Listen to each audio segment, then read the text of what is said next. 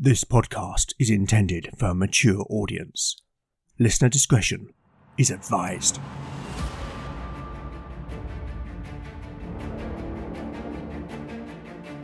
Welcome back to Legend of the Bones.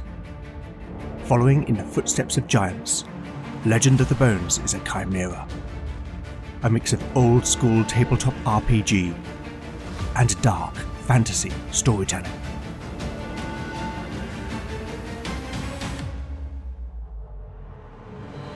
As its name might suggest, in Legend of the Bones the dice rule. There'll be no rerolls, no fudging the dice, no metacurrency. The roll of the bones will determine the character's destiny, and no one will be spared their fate. None shall escape the destiny of bone.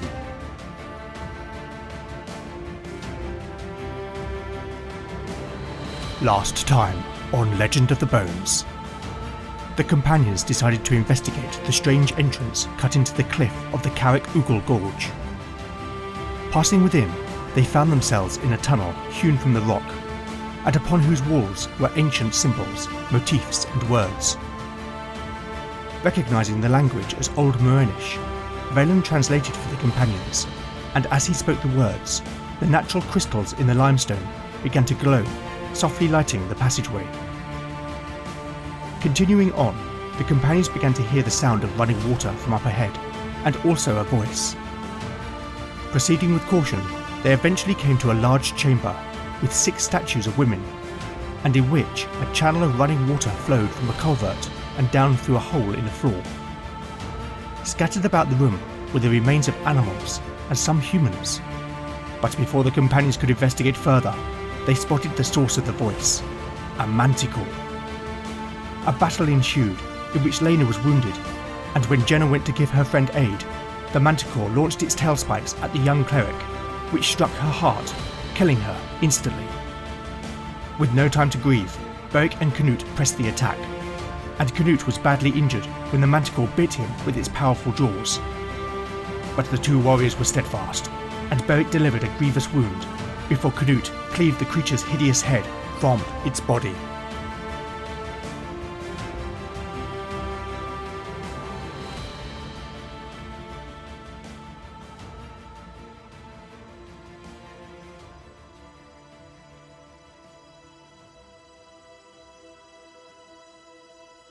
Chapter 46, Part 1, Day 49, Afternoon.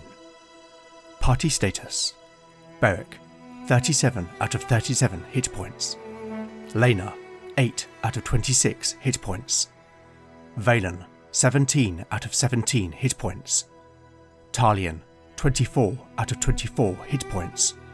Canute, 17 out of 31 hit points. Spells available: Valen has memorised Push, Soothe, Revive, and Clairvoyance. Talion has memorised Resolve, Poetic Prose, Pitch, and Imbue. Lena can pray for 2 first-level miracles and 2 second-level miracles. Tears rolled down Lena's cheeks as she knelt over Jenna's limp form, a dark pool of crimson growing beneath her body.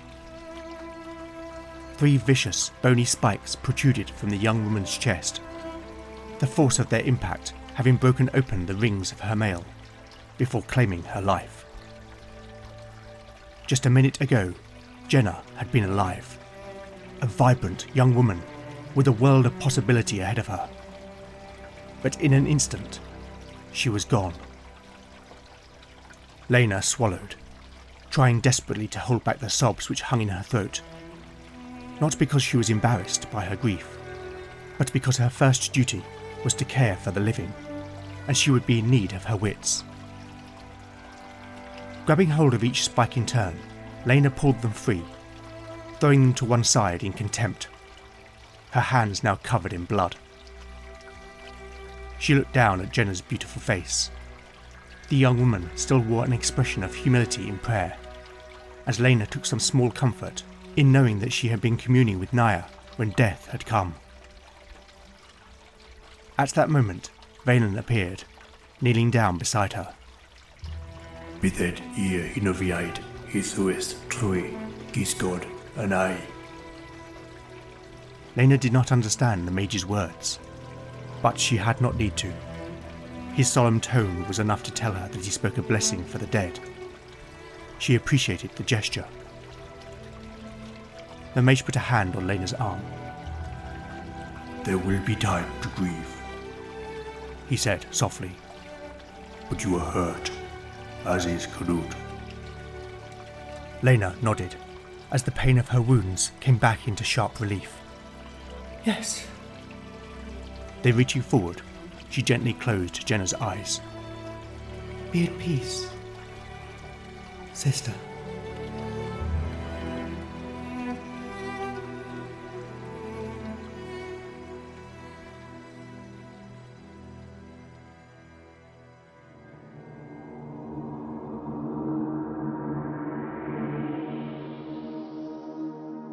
Losing Jenna in that fight was really tough, and in some ways it was harder than when I lost Kia. I think it was because she'd been through so much. I do take some comfort that she delivered justice against Adric, and that in doing so she found some modicum of peace. Still, I am but an observer. The companions, and particularly Lena, will grieve the young cleric's loss. But there remains a quest to fulfill, and more immediately, both Canute and Lena are badly injured. Lena, always selfless, will pray twice for Canute to be healed. The cleric will need to pass a 17 or less for her prayers to be answered. Rolling 2 d20s. A 3 and a 7. Canute is healed for 11 hit points. Now the Manticore is clearly using this first chamber as its lair, so let's see whether any of its victims have left something of value. In the AD&D Monster Manual, Manticores have a different treasure type to that listed in the BX rules, but as I went with the harder Monster Manual stats for this encounter, I will stick with it for this potential treasure. As a reminder, there are no platinum or electrum coins in my game, and all coin amounts listed are divided by 10. There is a 5% chance of copper pieces. 04! Now that was a surprise. There will be D12 times 100 coins. Okay, 800 copper pieces. There's a 30% chance of silver. 68, none. A 25% chance of gold coins. 01! There will be D8 times 100 coins. 700 gold pieces. That is a huge amount of money in my settings economy. Having said that, I'm going to say that the companions take half the gold and distribute it among the crew of the Uberdracker. There is a 10% chance of gems. 56, nothing. A 10% chance of jewellery. 82. And finally a 10% chance of magic items. 31. Well, that gold haul alone was very satisfying. Now while I'm here, this episode sees Beric, Lena and Valen all reach level 6. Let's start with Beric, rolling a d8 for new hit points. A 5. With his constitution bonus, the warrior's hit points rise to 43. Let's see whether he gets any ability score increases. Strength. 5. Intelligence. Another 5. Wisdom. 3. Dexterity. A 6. Beric's dexterity increases to 12. Constitution.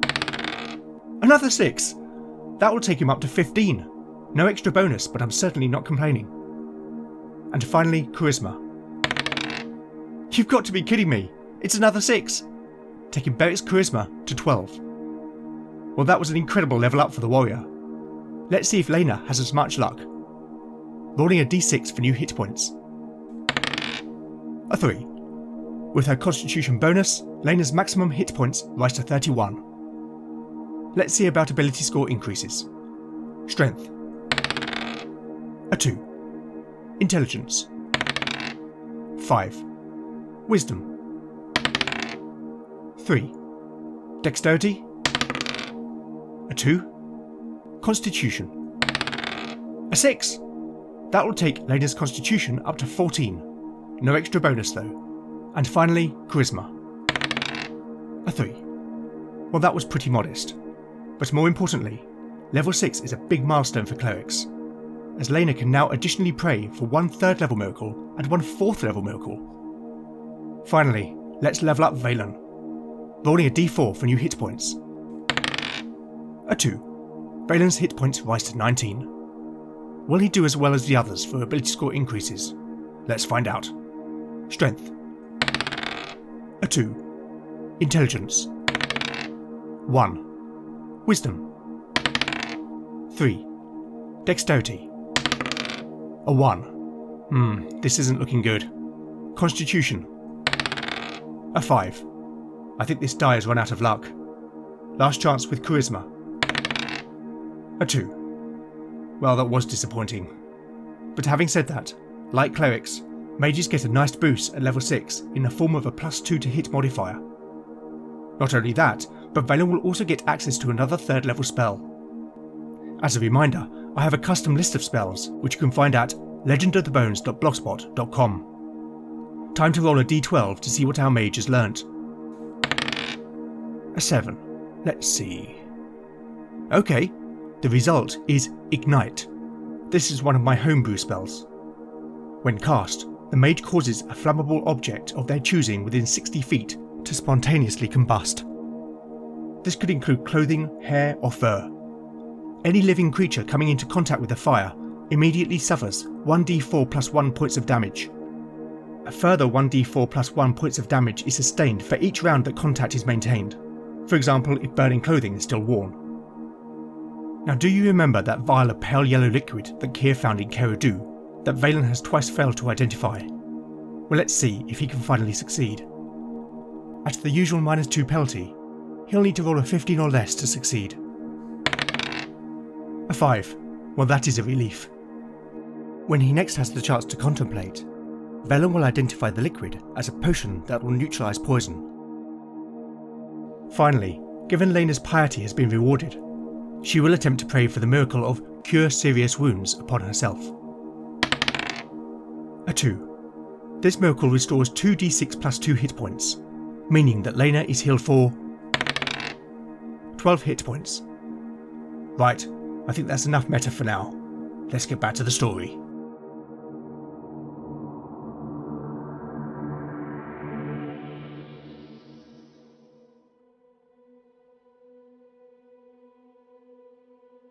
Chapter 46, Part 2, Day 49, Afternoon. Party status: Beric, 43 out of 43 hit points. Lena, 20 out of 31 hit points. Valen, 19 out of 19 hit points. Talion, 24 out of 24 hit points. Canute, 28 out of 31 hit points. Spells available: Valen has memorised Push, Soothe, Revive, and Clairvoyance. Talion has memorised Resolve, Poetic Prose, Pitch, and Imbue. Lena can pray for 2 2nd level miracles and 1 3rd level miracle.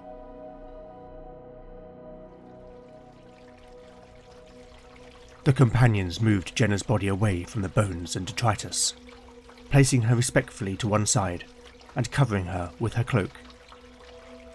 They agreed that they would give the cleric a proper burial in due course, but for now they needed to explore the rest of whatever this place was. While Lena attended Canute, Beric stared down at the body of the monstrous creature, a rising sense of revulsion in the pit of his stomach. The sight of it was beyond anything he could have imagined, even in his nightmares. There truly were worse things in the world than goblins, he thought. He became aware of Talion, who had come to stand beside him. He liked the bard. Though as a straightforward man, he sometimes found Talion's whimsical nature a mystery. But despite that, he did not doubt the Whaler man's integrity. Have you ever seen such a thing? The big warrior asked. I cannot say I have, Talion admitted.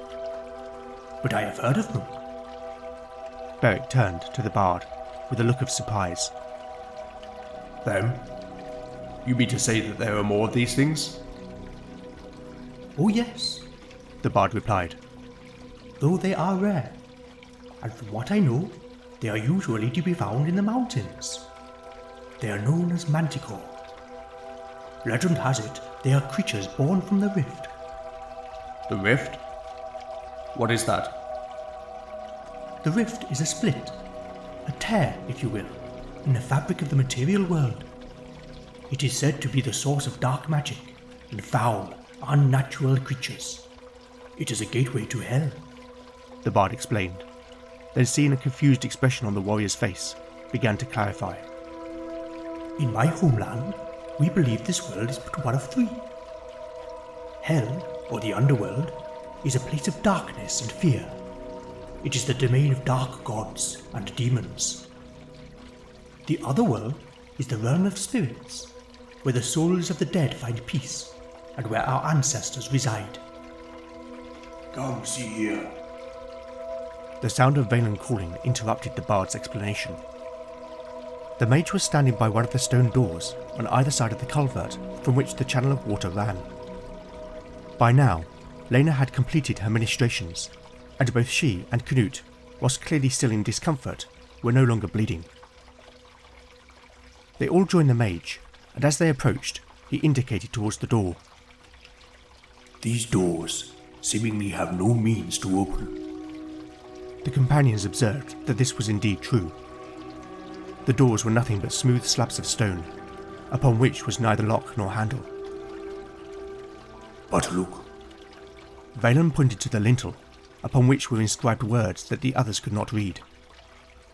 Once again, it is Old Morenish, he explained. It reads, when purity doth overflow, the gates of wisdom shall open. Beric gave voice to that which they were all wondering. What could that mean?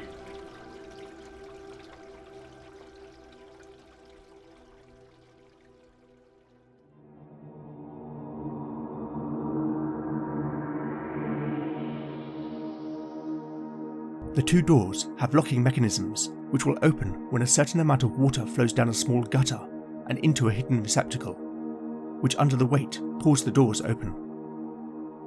Firstly, I'm going to make a perception check using wisdom to see whether the mage can spot the gutter, and how this relates to the lock. Valen will need to roll less than his wisdom of 11. A 3.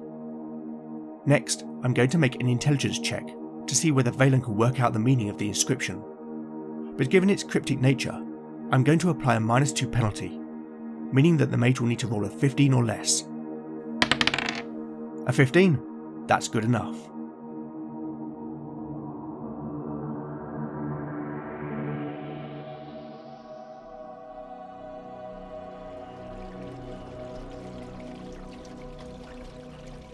Valen considered for a few moments before speaking.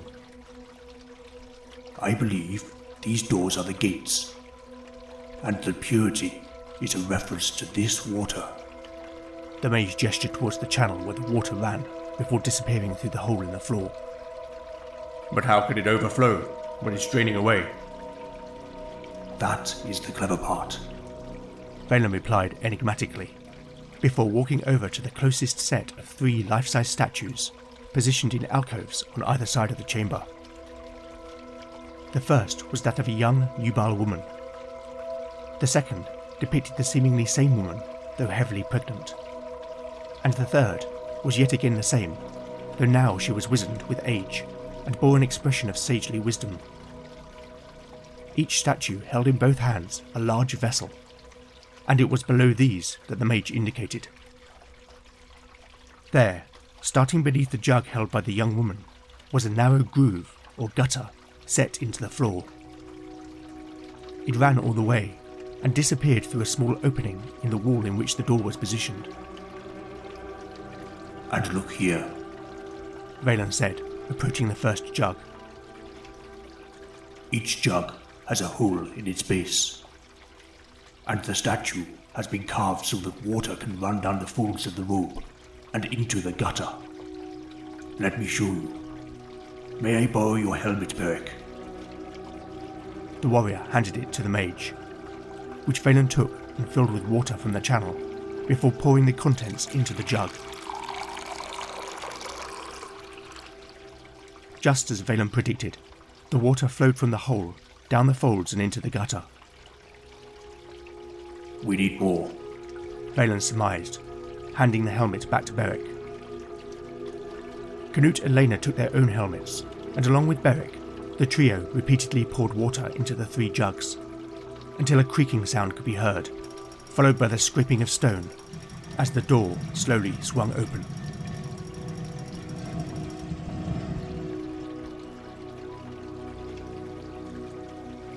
As it did so, the unmistakable roar of rushing water could be heard in the chamber beyond. Cautiously, the companions advanced through the now fully open portal, and found themselves in a vast cavern.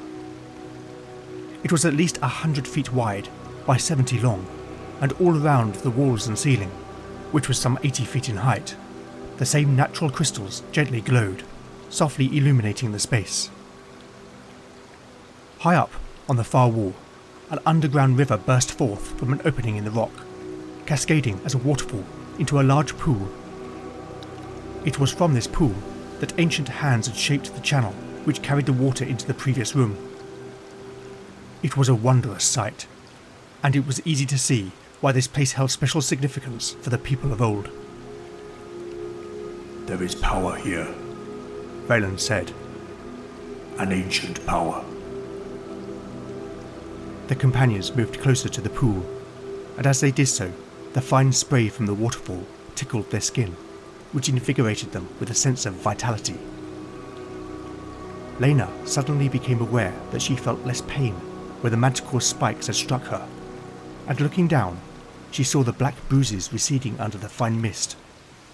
Praise Vanir, She exclaimed, in reverence to the god of water, rivers and lakes. Canute, likewise, was astonished to see his own wound healing. By the ancestors. Valen moved closer to the edge of the pool. There are objects in the water. He conveyed. The others came forward, observing that the water was no more than a few feet deep, and upon whose bottom were various coins, jewellery, and other such personal effects. We must not take anything. The mage advised. It will offend whatever watches over this place. He concluded. So, what now? Canute asked. I know not. what if the people who consecrated this place have already told us? Lena supposed. What think you, my love? The cleric blushed at Valen's surprisingly unabashed term of endearment, but quickly composed herself. Remember the inscription at the entrance to this place.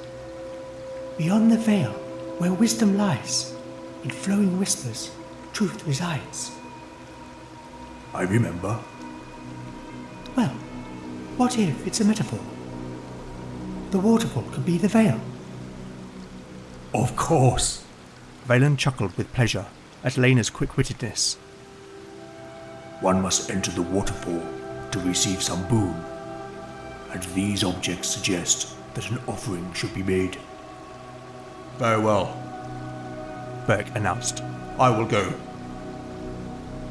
No, Beric. Valen countered. Given the nature of this place, if anyone should go, it should be I. Then take this. Lena suggested, holding out the enchanted ring that Valen had given her at Angrak. It should make a suitable offering. Valen nodded, and as he went to take the ring from Lena, the cleric put both hands about his.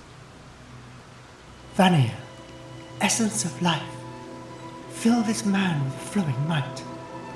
Nourish him in time of need, clear his mind that he may seek. Cleanse his soul and give him strength, that deepest thirst may yet be quenched, and find thy wisdom in purest flood, with endless flow of life in blood. So let it be, now and for eternity. As Lena finished her prayer, Valen felt a surge of energy flowing from her hands to his, and he immediately felt his mind to be more clear and his body more alert. It was as if his lungs had been filled with a breath of the purest air. Lena gave his hand the gentlest of squeezes. Be careful.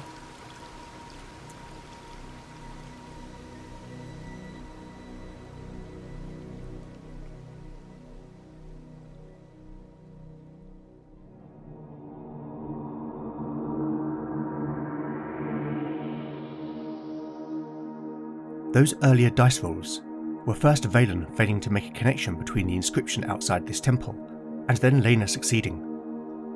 I debated whether or not to let another character make an attempt, and I decided that it would make sense that Lena and Talion, with their backgrounds, might also work it out. The final dice roll of that segment was a prayer check for Lena, in which she successfully prayed for the second level homebrew miracle, Call Aid.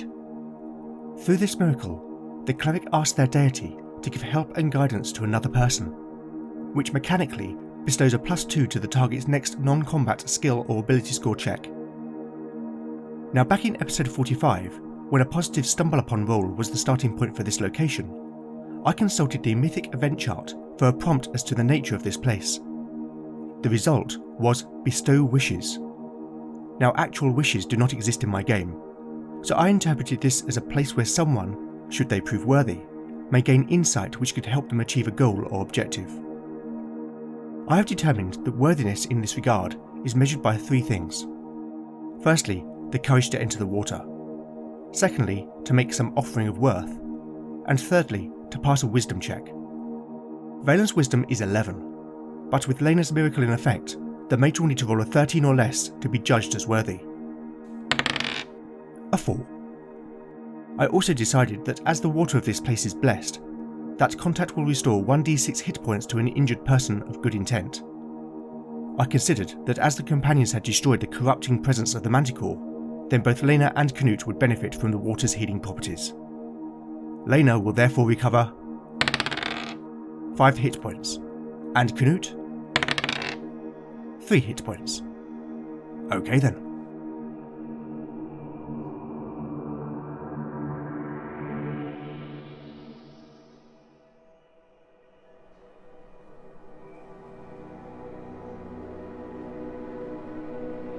Chapter 47, Part 3, Day 49, Afternoon. Party status. The party status is unchanged, except that Lena now has 25 out of 31 hit points, and Canute has 31 out of 31 hit points. Lena can pray for 1 second level miracle and 1 third level miracle.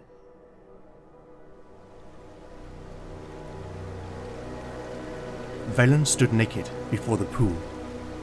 He was not sure how, but his intuition told him that his raiments would inhibit a connection to the power of the water. Ordinarily, he would have been ashamed to stand thusly before the likes of the 2 warriors, with their masculine physiques. But here, in the sanctity of this place, there was no room for bashfulness.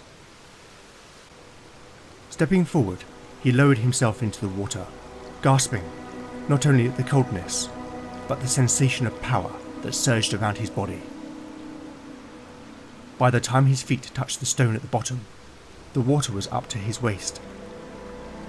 Without looking back to the others, he waded towards the waterfall, his toes brushing against the various offerings made over the centuries, until he stood before the raging torrent. If his companions were speaking to him, he could not hear over the roar and rush of countless gallons of water.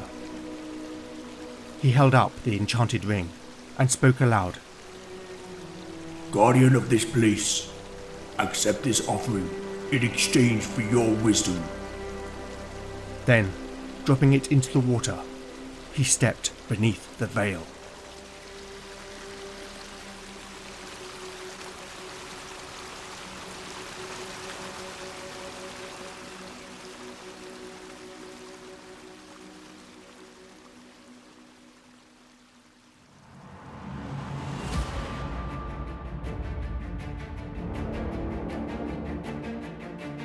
Thank you for listening to Legend of the Bones. I hope you've enjoyed the show. If you like what you've heard, then please consider rating and reviewing the show in your podcatcher of choice. Not only do I love seeing the feedback, but it really does help the show reach new listeners. As always, where would I be without my amazing cast of voice talent? Just one person to thank in this episode. Returning once again as Canute is Jon Cohen, creator of Tale of the Manticore. Thanks, Jon, you always deliver, and I am ever grateful. I'll put Jon's links in the show notes. You can also help by liking or reposting new episode announcements, or by recommending the show online or to a friend. You really can't beat the power of word of mouth. Alternatively, if you would like to show your appreciation by buying me a metaphorical cup of tea, then I have a Ko-fi page at ko-fi.com/Legend of the Bones. Any donations will go towards the show's running costs. If you're interested, I also have a range of merchandise, which can be found at www.redbubble.com/people/legendbones/shop. To keep the cost down to you, all items are presented at zero markup. I make no money from them. It's purely to give something back to fans of the show. I would also love to know what you think of the show, and I do respond to every message I receive. So with that in mind, you can contact me on X at LegendBones, Blue Sky at LegendBones, Mastodon at LegendBones, at ttrpg-hangout.social, Instagram at LegendOfTheBones, email at legendofthebones@gmail.com, or go to legendofthebones.blogspot.com for show notes, house rules, character profiles, art, maps and more. Join me next time to find out what awaits our adventurers as the bones decide their fate. None shall escape the destiny of bone.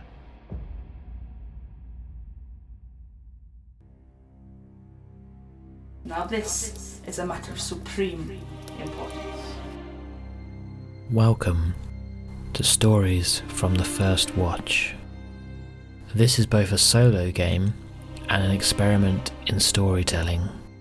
The story and the characters' actions will unfold upon the roll of the dice. They are in control. Be careful what you say, or you have no tongue at all. Follow the exploits of a party of adventurers forced to take on a dangerous mission on behalf of a shadowy organisation. Just be careful when insulting minor lordlings. Their egos can be dangerous things. Available on Podbean, Spotify and Podchaser. And come and listen to more Stories from the First Watch.